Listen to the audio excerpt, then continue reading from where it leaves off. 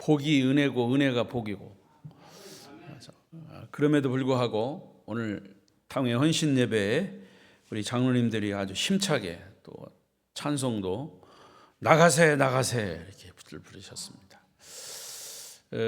대한민국에서 우리 아름다운 교회처럼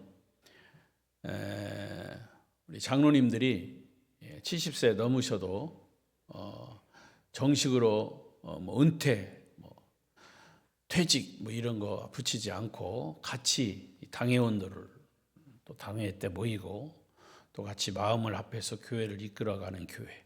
권사님들도 마찬가지예요. 은퇴하신 권사님들 70세 넘으면 다른 교회에서는 칼같이 딱 은퇴, 그래서 시무장로, 또 은퇴장로 이렇게 딱 구분해 가지고 그렇게 합니다. 근데 저는 목회 철학이 교회 임직은 직분은 은퇴가 없다고 생각해요. 물론 이제 담임 목사야 교단에 속하고 어떤 룰이 있기 때문에 이제 정년이 되면 은퇴를 하지만, 우리 직분을 가진 평신도를 대표하는 장로님들이나 또 권사님들 이런 분들은 교회 일하라고 주시는 거잖아요. 그러니까 은퇴는 없다고 봅니다. 이제 나름대로 어떤 룰을 정하고 룰을 따라서 갈 때는 그것은 구분을 해야 되겠지만, 그런 의미에서 우리 아름다운 교회는 모두가 다 합력해서 교회를 세우고 주님을 섬기는데 모범이 되는 줄로 믿습니다. 아마 우리 김태성 장로님은 이제 기도원에 기도하러 가셨기 때문에 못 오셨고, 또 제가 듣기로는 조 장로님은 친척에 또 누가 돌아가셔가지고 그렇게 장례식에 가시느라 못 오신 것 같고, 오늘 다 못 오셨습니다만은 우리 당회 헌신 예배, 가장 그 해의 첫 번째 헌신 예배, 당회 헌신 예배입니다. 오늘 이 예배에 참석하신 여러분을 축복합니다. 자, 오늘 말씀의 주제는 하나님 마음에 맞는 사람. 시작. 어떤 젊은 남자 청년이 연애를 하는 자매와 결혼을 하기 위해서 자기 부모님께 소개를 하고 결혼 허락을 요청했습니다. 하지만 부모님은 반대를 하셨고, 다시 부모님 몰래 3년 동안 계속 연애를 하다가 겨우 허락을 받고 결혼을 하게 되었습니다. 나중에 아들의 결혼을 반대했던 부모님의 이유는 며느리감이 마음에 안 들었다는 거죠. 마음에 안 들었어요. 부모님 마음, 며느리감이 마음에 안 들었다. 시장에서 장사하시는 분들의 말을 들어보면 많은 손님들이 가게에 들어와서 이 물건 저 물건 만지작거리고 또 가격을 물어보고 사지도 않고 그냥 나간답니다. 그런데 왜 그냥 나갈까요? 두 가지 이유입니다. 하나는 물건이 마음에 안 들기 때문에, 또 하나는 값이 맞지 않기 때문에. 마음에 맞지 않는 거죠. 자, 여러분, 마음에 드는 사람을 며느리로 삼고 사위로 삼고 남편, 아내를 삼고 싶은 것이 모든 사람들의 공통된 마음입니다. 상점의 물건도 같은 값이면 마음에 드는 물건을 사고 싶은 것이 인지상정입니다. 사람의 마음일 것이죠. 이와 같이 성경은 하나님도 당신의 마음에 맞는 사람을 선택해서 사용하십니다. 그리고 하나님 마음에 맞는 사람을 큰 일을 맡기셨다는 사실, 오늘 본문은 우리에게 가르쳐주고 있습니다. 대표적인 예가 이스라엘의 초대 왕이었던 사울 왕이고요. 그 사람은 하나님 마음에 맞지 않는 사람이라 성경은 그렇게 기록합니다. 그런데 두 번째 왕이었던 다윗 왕은 하나님 마음에 맞는 사람이라, 전 성경에 보면 하나님 마음에 합한 사람이라, 이런 해석입니다. 사울과 다윗의 경우 어떤 점들이 하나님 마음에 맞았고 어떤 점들이 마음에 맞지 않았는가를 우리가 살펴보면서 이 말씀을 여러분 각자에게 적용하시기를 바랍니다. 우리 장로님들에게도 해당되는 말씀입니다. 기억하시기 바라고. 첫 번째, 먼저 하나님 마음에 맞지 않는 사람은 어떤 사람일까? 사람들이 선택한 사람이다. 사울을 중심으로 한 부분이에요. 자, 구약 성경에 모세에서부터 사무엘 선지자 시대까지를 신정치 시대, 신정시대라 이렇게 얘기합니다. 그것은 하나님이 절대 주권을 가지고 이스라엘을 다스렸기 때문에 신정정치, 하나님이 다스리는 정치다. 그리고 모세나 여호수아나 사무엘 같은 민족 지도자는 누가 선택했느냐? 사람이 선택하지 않고 하나님이 직접 선택하셨어요. 모세도 하나님이 직접 부르셨어요. 여호수아도 하나님이 직접 모세의 뒤를 이은 지도자로 삼으셨어요. 사무엘 역시 마찬가지입니다. 이렇게 하나님께서 이스라엘 지도자들을 일방적으로 선택해서 지도권을 맡긴 사람들이에요. 그들은 하나님이 세운 하나님의 일꾼들이에요. 그런데 거기에 불만을 품고 있던 이스라엘 백성들이 뭐라고 얘기하냐면, 하나님, 우리에게도 하나님 말고 우리를 통치할 왕을 필요로 합니다. 우리가 왕을 선택하게 해 주십시오. 하나님이 직접 선택하지 말고 우리도 인격이 있고 인권이 있으니까 우리가 왕을 선택하게 해 주십시오. 우리 손으로 뽑은 우리의 왕을 세우도록 해 주십시오 하면서 자기들이 추대하고 자기들이 옹립해서 세운 왕이 바로 사울 왕이었습니다. 엄밀히 따지면 사울 왕은 사람들이 세운 왕이지 하나님이 세운 왕이 아니었어요. 결국 백성들이 아우성을 치니까 할 수 없이 하나님이 나중에 승인해 준 것뿐입니다. 결과는 어떻게 됐습니까? 결국 사울은 하나님 말씀에 순종하지 않고 사람들의 위에 군림했다가 교만해서 폐위를 당합니다. 그렇게 뽑힌 사울이 하나님 마음에 들 리가 없습니다. 자, 두 번째, 하나님 마음에 맞지 않는 사람은 교만한 사람입니다. 하나님은 교만한 것을 대적하신다고 그랬어요. 사울은 왕이 되자 그때부터 교만해지기 시작했습니다. 함께 지내던 동료들이 허리를 굽혀 인사를 하는가 하면 모든 백성들이 사울 왕을 떠받들어 주니까 자기가 굉장하게 막, 사람 그렇잖아요, 막 떠받들어 주니까 어느 날 갑자기 높은 자리에 올라가 앉고 보니까 평소 입던 옷차림이 왕복으로 바뀌고 머리에는 왕관을 쓰고 잠자는 궁전, 집이 궁전으로 바뀌고 먹는 음식이 막 최고급스러운 그런 음식으로 바뀌게 되니까 이 모든 것들이 교만의 이유가 된 것입니다. 하나님은 교만한 자를 싫어하신다 그랬어요. 주님의 마음은 겸손하고 온유한 마음인데 사탄의 마음은 교만한 마음이기 때문에 하나님은 사탄의 마음을 가진 사울 왕을 좋아하지 않으셨어요. 하나님 마음에 듣지 않은 거죠. 뭐 때문에? 교만한 때문에.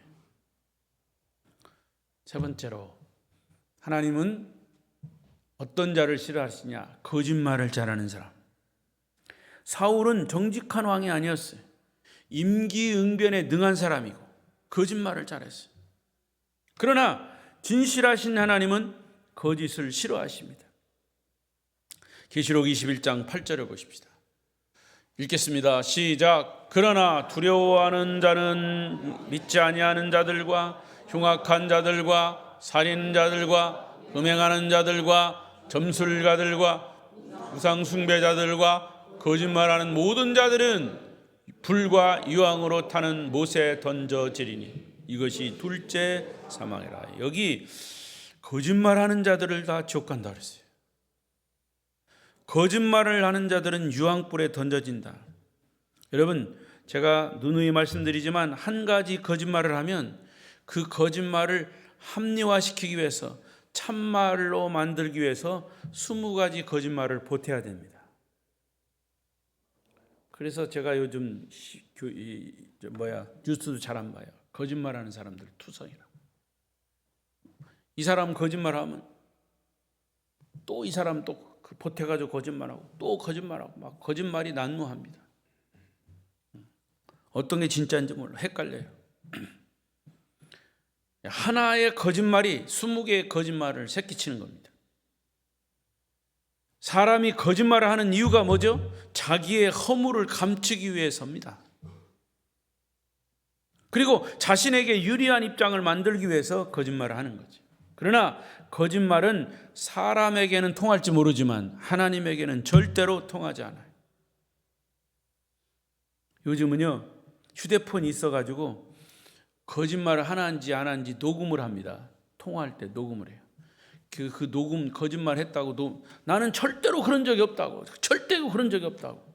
그러고서 이제 녹음기를 틀었잖아요. 그러면 그건 내 목소리 아니라고 거짓말합니다. 그거 아니라고 끝까지 거짓말. 하나님 마음에 들지 않는 사람은 거짓말하는 자다. 네 번째, 욕심 많은 사람. 사울은 돈에 대한 욕심이 아주 많은 사람. 전쟁에서 전리품을 빼돌렸어요. 부정축제를 했습니다. 정권 욕심도 강해서 자신의 왕권을 자꾸 연장시키려고 했습니다. 사울은 왕권과 힘이 하나님으로부터 오는 것임을 미처 알지 못했습니다. 인간의 술수, 인간의 방법으로도 자기의 왕권이 연장될 수 있다고 생각했던 겁니다. 그러나 결국 그는 비참한 최후를 맞죠. 인기 없는 자신의 정권을 유지하기 위해서 다윗을 숙청했습니다. 그를 죽이기 위해서 나라의 정사는 다 팽개치고 군사들을 모아서 다윗을 죽이기 위해서 계속 추적합니다. 어리석음. 욕심이라고 하는 것은 자기 분수에 넘는 것을 요구하거나 그것을 차지하려는 것이 욕심이에요. 자, 우리가 잘 아는 대로 야고보서 1장 15절을 보십시오. 시작. 욕심이 잉태한즉 죄를 낳고 죄가 장성한즉 사망을 낳느니라.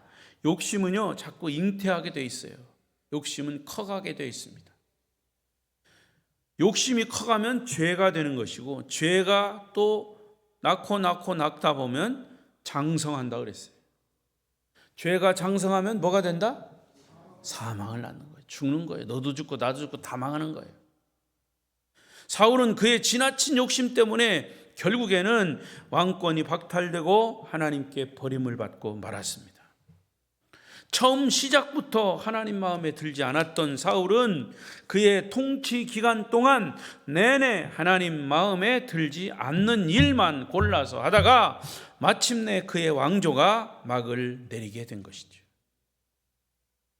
저는요 목회 이제 얼마 안 남았습니다. 제가 목회하면서 몇 교회를 이렇게 다녔어요. 몇 교회를 다녔다라고 하는 말은 사실은 청빙을 받은 거예요. 교회에서. 우리 성결교단은 청빙제입니다. 그래서 이렇게 기도하고 우리 성도들이 이 마음을 합해서 결정해가지고 우리 박재기 목사님을 모시겠습니다. 배후에 여러 가지 이유가 있고 과정들도 있어요. 있지만 어쨌든 담임 목사로 결정이 될 때까지는 다 서로 의견을 나누고 해서 이제 청빙을 하는 거죠. 청빙제입니다. 청빙제에서 청빙돼서 가는 거죠. 근데 목회자의 결정, 어느 교회에 청빙돼서 담임 목사로 결정된다라고 하는 것은 철저하게 하나님이 하셔요. 저는 그것을 누누이 보았습니다. 누누이 경험했습니다. 그러니까 여러분 또 말씀드리지만 우리 아름다운 교회 후임자 제가 결정하는 거 아니에요. 여러분이 결정하는 것도 아니에요. 우리는 단지 기도할 뿐이에요. 그래서 기도하셔야 돼요. 네, 기도하다가 보면 이런 경우가 생겨요. 우리 성도들이 많이 있잖아요. 장로님들도 있고 또 중직들이 있어요. 그러면 이제 뭐 추천이 되든 뭐 어떻게 되든 이제 후보자들이 쭉 나와요. 그럼 그 후보자들을 놓고 중직들이 모여서 누구를 할까? 그게 뭐 원서를 내든 뭐 이렇게 해서 받아가지고 이게 막 논의를 합니다. 그런데요, 딱 한 사람으로 딱 결정이 되면 괜찮은데 틀림없이 여러 사람이 오면 나눠지게 돼 있어요. 어떤 분들은 난 이 사람이 마음에 든다. 어떤 사람 이 사람이 마음에 든다. 자, 그러면 두 사람을 놓고 마음에 드는 사람을 이제 투표를 합니다. 장로님이 됐던 중직들이 됐던 투표를. 그러면 만장일치가 나올까요? 절대로 안 나옵니다. 절대로라는 말은 뭐 그렇다 하더라도. 그래서 많은 숫자, 많은 이제 표를 받은 사람이 이제 결정이 돼요. 그러면 결정이 되면 이제 그 사람으로 이제 결정을 해서 청빙이 돼요. 근데 여러분, 대부분이 열의 9, 열의 8, 10중 8구는 그때 반대표를 던진 사람이 문제를 제기해요. 묘하죠. 그래서 담임 목사로 청빙이 돼서 우리 아름다운 교회처럼 그냥 아무 문제 없이 잘 가면 괜찮은데, 내가 찬성했던 사람이 안 됐어. 그러면 표가 많은 사람이 돼서 와요. 그러면 이제 그때부터 이제 반대했던 사람은 다 이런 마음을 가지고 이제 그 목사님이 하는 거 반대합니다. 사사건건이 반대해요. 그래서 문제가 생기는 거예요. 저는 그런 경험들을 많이 했기 때문에 나는 여러분에게 부탁하고 싶은 것은, 첫째, 이제 담임 목사가 누가 결정이 될지 몰라요. 지금부터 기도하십시오. 아니, 이미 전부터 여러분에게 부탁했어요. 기도하십시오. 기도해야 돼요. 그리고 마음이 하나가 돼요. 장로님들의 마음이 하나가 돼요. 성도들이 마음이 하나가 돼요. 그래서 우리는 복음으로 하나 되는 거죠. 할렐루야. 제가 왜 복음의 능력을 경험하는 교회라고 금년에 표를 정했냐? 지금까지 복음에 대한 이야기를 쭉 했어요. 5년 동안, 6년째 했어요. 우리 교회는 복음으로 하나 되는 거죠. 복음으로 하나 되는 거죠. 그래서 문제가 생길 때도 다시 오뚜기처럼 복음으로 돌아가야 돼요. 문제가 생기면 여러분 뭐가 필요합니까? 문제가 생기면 뭐가 필요해요? 답이 필요하잖아요. 문제가 있으면 답이 있어야 되잖아요. 근데 교회의 문제의 답은 뭐냐? 복음이에요. 예수님이에요. 그러니까 여러분, 사람들의 의견이 나누어질 수 있어요. 그러면 그럴 때 나누어진 사람들이 마음을 모아서 같이 의논하고 같이 얼굴을 맞대고 답을 찾아요. 그 답은, 해답은 예수 그리스도예요. 무슨 말이냐? 자, 이렇게 문제가 둘이 서로 의견이 나누어졌어요. 그랬을 때 어떻게 답을 찾느냐? 장로님, 이럴 때 예수님이라면 어떻게 하실까? 또 권사님, 이럴 때 예수님이라면 어떻게 하실까? 그렇게 답을 찾아가란 말이죠. 근데요, 마귀는요, 그게 그렇게 답이 쉽게 찾아가게 하지 않아요. 예수님이라면 어떻게 하실까라고 질문을 던져놓고 자기 얘기하고 있어. 자기 고집을 계속 세우고 있어. 그러면 계속 갈등을 하는 거예요. 그럼에도 불구하고 그런 해답을 찾아가는 길은 바로 그거밖에 없어요. 첫째는 기도하는 거고요. 그리고 계속 의견이 나누어질 때는 이 복음이라고 하는 답을 찾아가야 돼요. 할렐루야.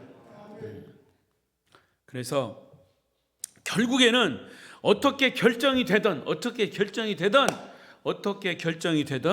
결정이 되면 투표를 해서 많은 숫자가 되든 뭐 만장일치면 되게 좋겠죠. 여러분, 내가 이제 얘기하지만 내가 여기 청빙될 때 우리 교회 만장일치로 결정됐다고 그러고 이제 내가 들었거든요. 그냥 나중에 와 보니까 아니더라고. 만장일치로 했어요? 아니에요. 아니다라고 하는 것을 얘기했어요. 누가? 그 이야기가 내 마음, 나에게 들어왔어. 그런데도 우리 아름다운 교회가 좋은 점은 반대한 것, 그거 드러내지 않고 서로가 마음을 합해서 이렇게 여기까지 왔어요. 할렐루야. 그게 중요하다는 거죠. 굳이 그 얘기를 안 해도 되는데 왜 반대했다는 얘기를 해서 그게 내 귀로에 들어올까? 사람이기 때문에 서운하더라고. 그래도 그럼에도 불구하고 교회가 평안하게 가려면 결정되어진 것을 따라가야 되는 거예요. 그렇게 결정된 것은 하나님이 결정하신 줄로 믿습니다. 교회의 모든 것은 사람을 통해서 하세요. 사람을 통해서 하시. 이스라엘 백성들도 아까 말씀드린 대로 모세부터 아브라함 때부터 사무엘 선지자까지 사울이 선택되기 전까지 하나님이 하셨어요. 근데 하나님이 하신 다음에 사람을 통해서 하셔요. 지금은 사람을 통해서 하시는 거예요. 교회도 하나님이 박재기 목사를 담임 목사로 보냈기 때문에 목회를 하는 거죠. 후임자가 누가 오든지 그분을 결정을 해서 보내면 하나님이 보내신 거예요. 그렇게 믿고 따라가면 되는 거예요. 그런데 왜 사람이 반대합니까? 결정되었으면 결정된 대로 하나님이 결정하신 대로 따라가야 맞지. 왜 결정해놓고 뒷소리 합니까? 왜 대통령을 뽑아놓고 왜 그걸 못 끌어내서 그렇게 할까요? 나는 그건 모르겠어요. 배우의 그런 건 잘 몰라도 아무튼 지도자로 세웠으면 잘 할 수 있도록 하는 것이 나라가 평안하게 가는 거지요. 모든 단체가 그렇지 않습니까, 여러분? 그 사람이 정말 죽을 죄를 짓지 않고 나쁜 죄를 짓지 않고 백성들을 못되게 한다면 몰라도 여러분 교회는 특히 기억하십시오. 제가 이제 담임 목사가 아직 있으니까 꼭 여러분들이 기억하라고 말씀드리는 거예요. 우리 장로님들의 마음이 하나가 되는 거 중요합니다. 무엇보다도 하나로 마음이 모아져야 합니다. 복음으로 하나가 되어야 될 줄로 믿습니다. 그리고 지난번에 사무총회 때 제가 말씀드렸지만 이제 우리 김 장로님도 지금 생일이 몇 월이시죠? 2월 28일이면은 이제 시무장로로서는 끝나는 거예요. 그러고서 이제 명예장로로 넘어가는 거고, 그 다음에 시무장로는 유성열 장로님하고 김태성 장로님 두 분이 시무장로가 되는 거예요. 그러면 이제 치리 목사가 파송돼서 제가 사임하고 치리 목사가 파송돼 오잖아요. 그러면 당회를 소집합니다. 당회를 소집할 때 은퇴하신 장로님들은 그 당회에 못 들어가요. 지금은 우리가 당회 다 같이 하고 하지만 치리 목사가 왔을 때는 시무장로님 두 분을 딱 부르는 거예요. 그게 정식 당회예요. 거기서 결정이 되는 겁니다. 물론 다른 우리 장로님들이나 어른 장로님들이나 권사님들 다 계시지만, 중직들이 계시지만, 모든 결정은 그 치리 목사와 두 분 장로님 성도들의 여론을 듣고 의견을 합해서 결정을 하는 겁니다. 그걸 알고 계셔야 돼요. 그동안에 제가 말씀드린 대로 우리 교회가 또 홍 목사님 때부터 장로님들이 다 여기 6분이 다 계시기 때문에 같이 당회도 같이 하고 식사도 당회 같이 하고 이렇게 결정도 같이 하고 했지만 이제는 아니란 말이죠. 그것은 뭐야? 교회 룰이에요. 교회 법, 성결 교단의 법. 법이 무슨 필요하냐? 법은 그때 필요한 거예요. 질서를 유지해 갈 때 필요한 거예요. 그 법을 벗어나면 그 결정은 무효가 될 수 있어요. 교회가 그런 것 때문에 막 싸웁니다. 그래서 우리가 그런 것들을 이해를 하고 아 그래서 그렇구나 해서 같이 마음을 합하고 가는 거예요. 할렐루야. 제가 미리 말씀을 드리는 겁니다. 교회가 정말 하나가 되기 위해서는 이런 하나님의 말씀에 근거하고 그 말씀의 바탕을 두고 복음의 바탕을 두고 그리고 이 교단에 있는 그 법을 지켜가는 것이, 그래야 교회가 평안하게 가는 거죠. 자, 두 번째 크게 하나님 마음에 맞지 않는 경우를 사울을 예를 들어서 말씀드렸고, 두 번째는 하나님 마음에 맞는 사람, 어떤 사람일까? 다윗을 얘기하는 거예요. 많지만 두 가지로 딱 요약할 수 있어요. 첫 번째는 꾸밈이 없는 사람. 자, 다윗을 사도행전 13장 21절 본문의 말씀이죠. 읽어보십시다. 2절 시작. 그 후에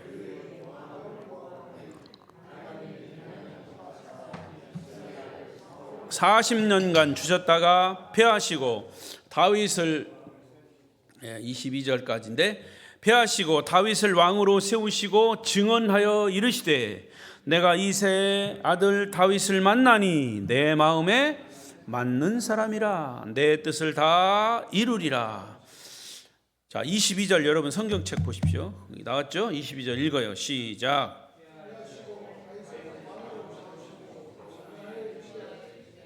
이새의 아들 다윗을 만나니 내 마음에 맞는 사람이라 내 뜻을 다 이루리라 하시더니.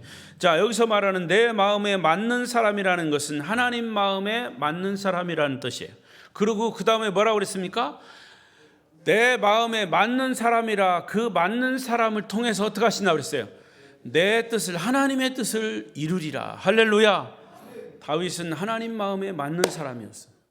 여러분요, 사람은 배신하게 돼 있어요. 저도 보니까 정치하는 사람들 보면 자기가 마음에 맞아서 딱 이제 뭐 일을 시켜놨더니 그 시킨 사람의 마음을 딱 배신해버려요. 사람은 그래요.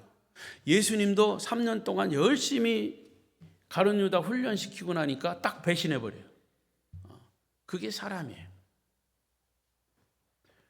그러나 하나님은 하나님 마음에 맞는 사람을 하나님의 뜻을 이루시기 위해서 그 사람을 하나님의 사람으로, 하나님의 일꾼으로 시켜요. 그래서 저는 목회하면서 어떻게 하면 하나님 마음에 맞는 사람이 될까? 하나님 뜻에, 하나님의 눈치를 봐야죠. 언젠가도 말씀드렸지만 제가 어느 교회에 부임을 하니까 그 교회에서 장로님들이 그래요. 그 교회는 뭐 장로님들이 내가 가니까 15명이요. 나보다 막 나이가 다 많으신 분이요. 사회적인 지위도 막 높은 사람들이 거기 잔뜩 있어요. 판사도 있고 막 학교 총장도 있고 막 대학 총장도 있고 막 의사도 있고 막 엄청난 그런. 근데 그분들이 하는 말이, 목사님 우리 교회는 오랜 전통이 있어서 전통을 잘 따라야 합니다. 목사는 마음대로 해서는 안 돼요. 이 말은 우리 말을 들으라는 거예요. 자기들 말 들으라는 거예요. 그래서 제가 그랬어요. 젊은 목사가 아주 그냥 그때는 뭘 모르고 그랬어요. 뭘 모르고. 이게 모를 때 해야지. 모를 때. 뭘 잘 모를 때. 그럼 내가 잘못한 소리를 잘못한 게 아니라 바른 소리를 한 거죠. 장로님들, 나는 장로님들 이 교회 성도들 눈치 보러 온 거 아니다. 나는 하나님 눈치 보면서 하겠다. 다시 말하면 하나님 뜻에 맞춰서 나는 교회를 운영하겠다. 설교도 그렇게 하겠다 그랬어요. 할렐루야. 그게 맞잖아요. 근데 나중에 그 말한 것이 계속 싫어가지고 끝까지 막 반대하는 사람이 있었어요. 끝까지 반대해도 나는 그 사람들 마음에 안 맞췄어요. 하나님 마음에 하나님 말씀을 전하도록 했죠. 그러니까 나중에 어떤 분은 그러더라고요. 목사님 말씀이 맞았다고. 그렇게 반대했던 사람도 나중에는 이제 그분 돌아가셨는데, 목사님 그렇게 말씀하신 게 맞다고. 그렇죠? 여러분, 하나님 마음에 맞아야죠. 사람들 비유 맞춰가지고. 이게 다윗이 사울 왕의 비유를 맞추기 위해서 막 그랬다면 그렇게 뭐 쫓김 당하고 막 그렇게 하지 않았을 거예요. 그리고 결국에 하나님 마음에 맞았기 때문에 그 다윗을 통해서 누가 탄생했어요? 예수 그리스도 메시아가 탄생된 줄로 믿습니다. 사울 왕을 통해서 메시아가 탄생되지 않았어요. 고난을 당했지만은 하나님 마음에 합한 다윗을 통해서 후손 중에 예수 그리스도 탄생이 된 거죠. 여러분, 하나님 마음에 맞는 사람이라면 얼마나 복을 받은 사람입니까? 그러면 다윗은 어떤 사람이었기에 하나님 마음에 맞았는지. 원래 여러분 아다시피 베들레헴 시골 동네에 양을 치던 이새 아들 중에 8명 중 막내로 태어난 사람이 다윗이에요. 평민이자 목동 출신. 그가 하나님 마음에 맞은 이유가 두 가지라고 그랬어요. 첫째는 꾸밈이 없는 사람이었다. 하나님은 그 당시 이스라엘 백성들의 영적 지도자인 사무엘 선지자를 통해서 내가 사울 왕을 패하고 새로운 왕을 세워야 되겠는데 저 베들레헴에 가서, 베들레헴은 그동안에 그 시골이잖아요. 아주 시골. 거기 가서 이새라고 하는 사람이 있는데 거기에 아들이 8명이 있다. 그 아들 중에 하나를 골라봐라. 이렇게 사무엘 선지자가 하나님의 명령을 받고 그 집에 갑니다.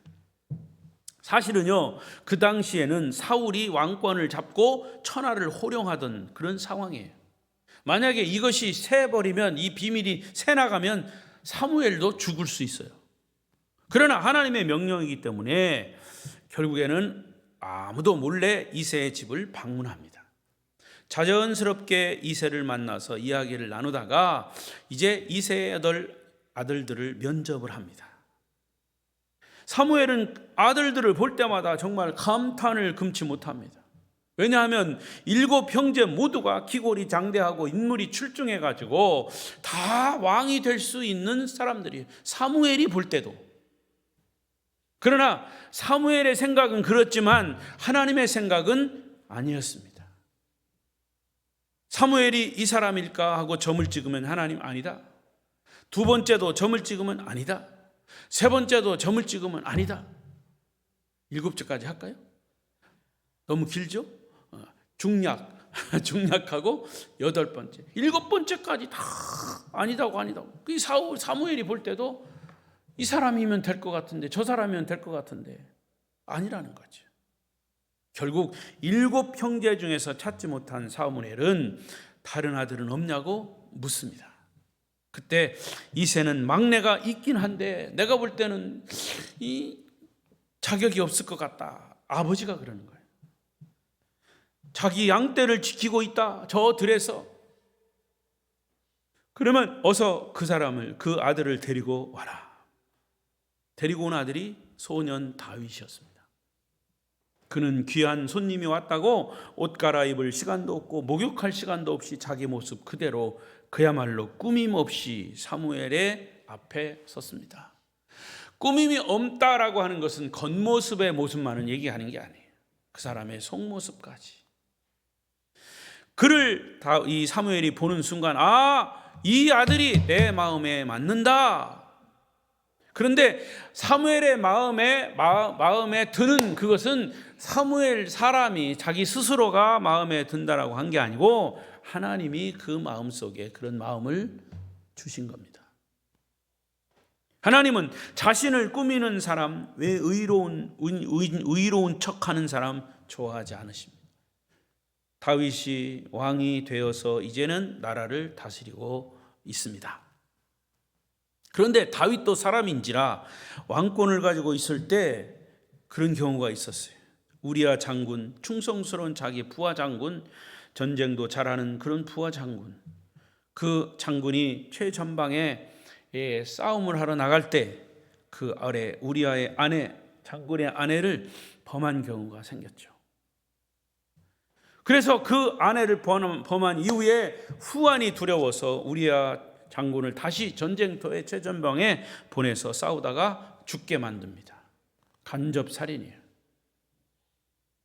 그것을 위장하고 우리아 장군의 아내 밧세바를 왕궁으로 끌어들여서 왕비를 삼아버립니다. 누구도 왕의 그러한 처사를 탓할 수 없고 또 그것이 비밀리에 취해진 행동이기 때문에 누구도 그 내막을 정확하게 알고 있는 사람이 없었습니다.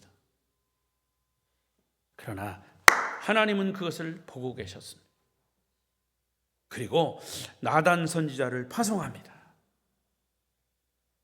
우리는 여기서 확인할 수 있는 것은 여러분, 제 아무리 완벽한 범죄라 할지라도 아무리 숨겨진 비밀이라도 언젠가는 역사 앞에 낱낱이 드러나게 되어 있습니다. 역사가 그걸 말하는 것입니다. 여러분, 이 나라 정치 지도자들을 보십시오. 하나님이 역사를 통해서 낱낱이 그들의 잘못된 것을 다 드러내게 되실 겁니다. 그래서 기도해야 돼요. 나라를 위해서 기도해야 돼요. 정직한 지도자가 생기도록 우리가 할 수 있는 것은 기도밖에 없습니다. 이 나라의 정치 지도자들이 이 사실을 바로 알아야 합니다. 이유는 하나님이 역사의 주인이시고 증인이시기 때문이죠. 어느 날 나단 선지자가 다윗을 찾아왔습니다. 그리고 묻습니다.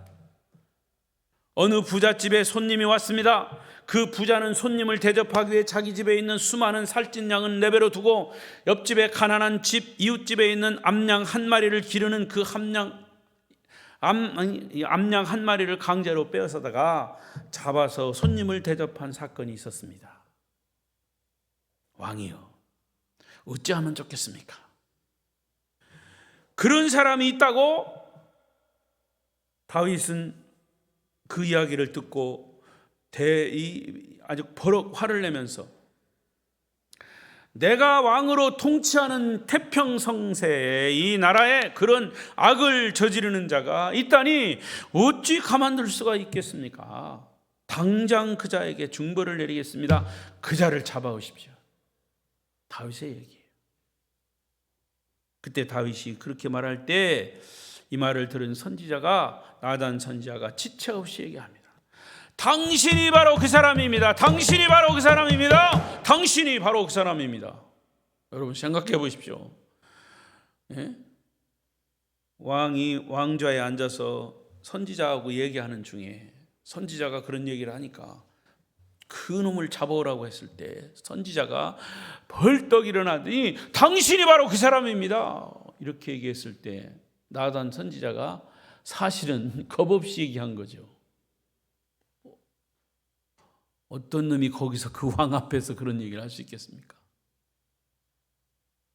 당신은 한 나라의 왕으로서 왕비와 후궁들이 수후궁들을 많이 거느렸음에도 불구하고 무엇이 부족해서 충성된 신하 우리아를 죽이고 그 아내를 빼앗았단 말입니까?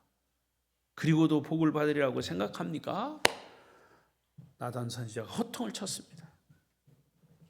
여러분, 그 이후의 결과는 두 가지로 우리가 생각할 수 있습니다. 하나는 여기가 누구 앞이라고 감히 큰 소리를 치느냐, 당장 이놈을 끌어다가 목을 쳐라. 그날 그 사건은 그것으로 끝나요. 그런 경우가 있고, 다른 하나는 그 나단 선지자의 책망을 받아들이는 겁니다. 여러분 아시다시피 놀라운 사실은 그날 이후로 다윗은 한평생 자신의 죄를 눈물로 회개했다고 성경은 기록합니다. 두 번째 경우를 택한 거죠. 나단 선지자, 하나님이 보내신 선지자, 하나님이 그에게 죄를 회개하게 했습니다. 바로 이 점이 하나님 마음을 감동시키고 하나님 마음에 맞는 점이었습니다. 그는 솔직한 사람이었고 꾸밈이 없는 사람이었고 자기 자신의 죄를 교묘하게 사울처럼 은폐하는 사람이 아니었습니다. 여러분 어떤 쪽을 선택하시겠습니까? 하나님은 꾸밈이 없는 사람, 설사 인간이기 때문에 잘못을 저지른다 할지라도 그것을 뉘우칠 줄 아는 사람, 그 사람이 하나님 마음에 합한 사람이에요. 하나님의 일꾼으로 쓰임받을 수 있습니다. 두 번째, 다윗은 하나님 중심의 사람입니다. 나라를 다스리는 것도 하나님 중심으로, 일상생활을 하는 것도 하나님 중심으로, 사람 중심이 아니라 하나님 중심이라고 말이에요. 그는 하나님을 먼저 두려워했고 하나님을 뜨겁게 사랑했고 오직 하나님만을 위해서 산 사람이에요. 인간적인 잘못도 있어요. 그러나 하나님의 영광을 위해서 그는 끝까지 그 생명줄을 붙잡고 살았습니다. 마태복음 6장 13절 예수님이 가르쳐 주신 기도 중에 나라와 권세와, 거기 가로에 여기 있죠? 나라와 권세와 영광이 아버지께 영원히 있습니다. 할렐루야. 여러분 이것이 바로 기독교인의 정치관이어야 합니다. 나라도 권세도 영광도 다 하나님이 주인이시라는 거예요. 하나님이 영광을 받으셔야 된단 말이죠. 이것이 기독교의 입장이고 기독교의 신앙이어야 합니다. 저는 기도하는 특히 국회의원들 중에 거기 장로도 있고요, 안수집사도 있고요, 집사도 많아요. 기독교인이 3분의 2예요.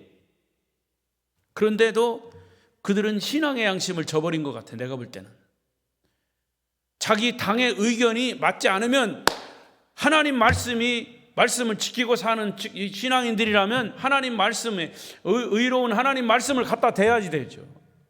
우리 당의 의견이 아무리 그래도 이것은 옳지 않습니다, 이렇게 얘기할 수 있어야 되는데 그렇게 얘기하는 사람이 없어요. 과거에 대통령이 장로였고 대통령들이 신앙생활을 했어도 그렇게 말씀을 갖다 대고 말씀대로 정치를 한 사람이 과연 얼마나 될까? 안타까운 거죠.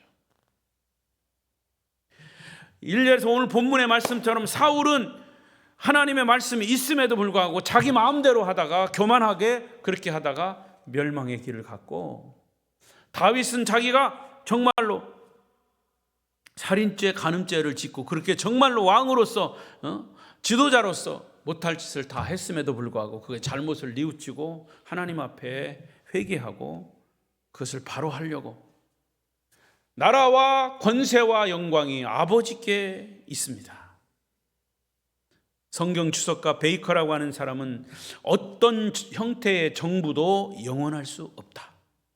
한 시대에 적합했던 정치 형태가 다른 시대에는 적합하지 않을 수도 있다. 하나님은 어떤 정부나 정치 권력보다 뛰어나시다. 하나님은 어떤 정치, 어떤 정부보다 뛰어나시다. 그것들을 마음대로 세우고 폐하실 수 있다. 할렐루야. 하나님의 뜻을 준행하는 정부는 오래 존속할 것이다. 거부하는 정부나 백성은 망할 것이다.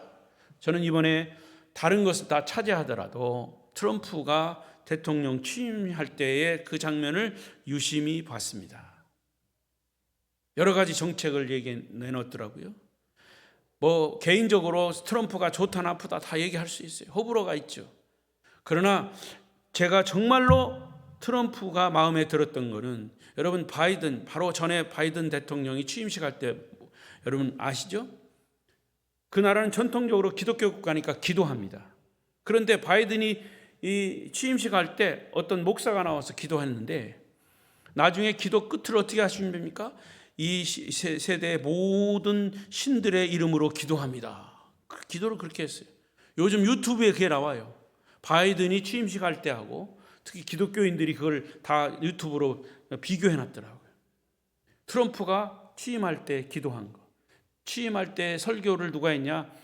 빌리그레함 목사님 아들 그 빌리그레함이 했어요. 설교하고 마지막 기도할 때도 Jesus name, 예수님의 이름으로 기도합니다. 다른 거 아무것도 없었어요. 그리고 자기가 대통령, 이제 앞으로는 미국의 성은 남자와 여자밖에 없다. 남성과 여성 그 외의 성은 없다. 딱 규정했어요. 여러분 얼마나 명쾌하게 그렇게 했는지, 다른 거는 잘 모르겠어요. 그러나 그가 청경에 손을 얹고 선서할 때도 하나님 마음에 합한 그런 정부, 그런 백성은 오래 존속할 것이고 하나님을 거부하는 정부나 백성은 망하는 것입니다. 성도 여러분, 지금 우리는 우리의 신앙을 그렇게 진단해야 하는 그런 전환점에 와 있습니다. 우리 인생 삶에 무엇을 목표로, 무엇을 신뢰하고 살아야 하는가에 초점을 잃고 지금 표류하고 있습니다. 그렇다면 더더욱 우리는 하나님을 믿는 자녀들로서 하나님을 의지하고 하나님을 바라보고 천국을 인생 삶의 목표로 달려가야 할 줄로 믿습니다. 그 교회의 영성은요, 아름다운 교회의 영성은 누구를 닮을까요? 첫째는 담임 목사를 닮는 거예요. 담임 목사가 어떤 메시지를 전하느냐. 제가 대구에서 목회할 때 그 전에 있던 목사님, 원로 목사님 돌아가셨는데 그분은 광주에서 광주 사태 때 자기 아들을 잃은 사람이에요. 그러니까 계속 정부에 대한 설교 그리고 비판, 그러니까 신자들이 18년 동안 그 설교만 들어왔어요. 그 목사님이 설교할 때는 저 뒤에 형사들이 와서 있었다고 이래요. 가니까 여러분 오병이어요. 오병이어는 하나님의 기적으로 만들어진 거잖아요. 그렇잖아요?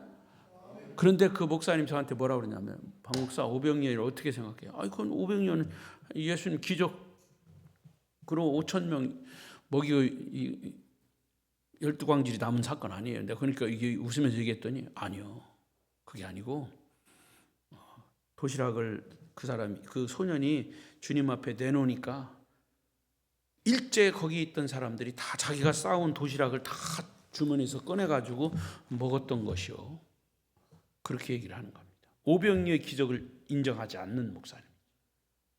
저는 굉장히 충격받았어요. 그러고서 나는 계속 그 얘기를 했어요. 그 얘기를. 그러니까 목사님이 그런 얘기 한 게 아니고 성경의 얘기를, 기적의 얘기를 난 계속 했다는 얘기죠. 근데요, 신자들의 반응을 보면요, 18년 동안 그 목사님의 설교를 들었기 때문에 믿고 있는지 안 믿고 있는지 잘 모르겠어요.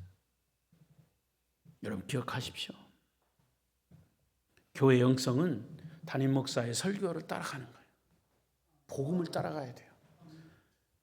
특히 담임 목사는 목회자이잖아요. 목회자. 그리고 성도들의 대표는 누구예요? 장로님들이에요.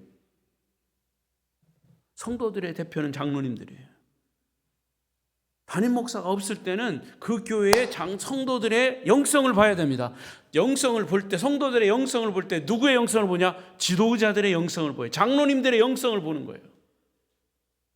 자, 목사는 있다가 이제 시무 끝나면 가요. 계속 남아있는 것은 성도들이에요. 그 성도들을 대표하는 사람들이 누구예요? 장로님들이에요. 그 장로님들의 영성이 성도들이 그걸 따라가는 거예요. 기억하셔야 합니다. 그래서 그만큼 장로님들은 그 교회의 얼굴이 되는 거죠. 장로님들은 하나님 중심의 신앙을 가져야 마땅합니다. 그래서 마음이 하나가 되고, 장로님들의 마음이 하나가 되고, 목회자를 선정할 때도 그렇고, 어떤 교회의 의견을 나눌 때도 의견이 서로 다를 수 있어요. 근데 그 다른 것을 서로 의견을 규합하고 서로 의견을 나누고 해서 하나로 만들어서 교회가 가야 된다는 거죠. 그런데 그것이 영성이어야 된단 말이죠. 권사님들도 마찬가지예요. 그 교회 구역, 작은 공동체의 지도자가 누구냐? 지도자가 누구냐에 따라서, 말씀을 전하는 사람이 누구냐에 따라서 그 사람들이 그대로 따라가는 거예요. 아름다운 교회 장로님들의 믿음이 모든 성도들의 모범이 돼야 할 것입니다. 모범이 되시기를 바랍니다. 말씀 정리하겠습니다. 오늘 헌신을 다짐하는 당회원 여러분, 어떤 사람이 되기를 원하십니까? 사울처럼 하나님 마음에 맞지 않고 비참한 최후를 맞이해서는 안 될 것입니다. 이제 다윗처럼 꾸밈이 없이 솔직하게 본인을 하나님께 드리고 하나님 말씀을 따라 순종하고 하나님의 영광을 위해서 복음 안에서 하나님의 마음에 맞는 사람이 돼서 하나님 주신 축복을 마음껏 누리고 이웃과 나누는 성도들이 되시기를, 장로님들이 되시기를 축복합니다. 기도하겠습니다.